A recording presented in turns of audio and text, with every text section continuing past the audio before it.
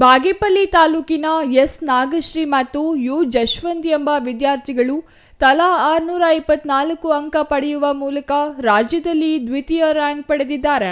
ಬಾಗೇಪಲ್ಲಿ ತಾಲೂಕು ಶೇಕಡಾ 64.16 ಫಲಿತಾಂಶ ಪಡೆದಿದ್ದು, ಯಂಗ್ ಇಂಡಿಯಾ ಶಾಲೆಯ ವಿದ್ಯಾರ್ಥಿನಿ ಎಸ್ ನಾಗಶ್ರೀ ಮತ್ತು ನ್ಯೂ ಹಾರಿಝನ್ ಶಾಲೆಯ ವಿದ್ಯಾರ್ಥಿ ಯು ಜಶ್ವಂತ್ ತಲಾ 624 ಅಂಕ ಗಳಿಸುವುದು ರಾಜ್ಯದ ಗಮನ ಸೆಳೆಯುವಂತಾಗಿದೆ.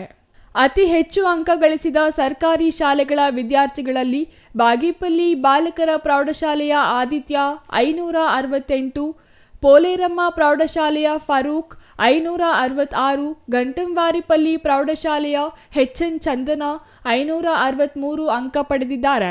ಇನ್ನು ವಸತಿ ಶಾಲೆಗಳ ವಿದ್ಯಾರ್ಥಿಗಳಲ್ಲಿ ಮಿಟ್ಟೆಮರಿ ಕಿತ್ತೂರು ರಾಣಿ ಚೆನ್ನಮ್ಮ ಶಾಲೆಯ ಕಾವ್ಯಶ್ರೀ 613, ಪೂಲವಾರಿಪಲ್ಲಿ ಮೊರಾರ್ಜಿ ವಸತಿ ಶಾಲೆಯ ವಿನುತಾ 576, ಪುಲಗಲ್ಲು ಕ್ರಾಸ್ ಕಿತ್ತೂರು ರಾಣಿ ಚೆನ್ನಮ್ಮ ವಸತಿ ಶಾಲೆಯ ಅನನ್ಯ 595 ಅಂಕ ಗಳಿಸಿ ತಾಲೂಕಿನಲ್ಲಿ ಪ್ರಥಮ ಸ್ಥಾನ ಗಳಿಸಿದ್ದಾರೆ.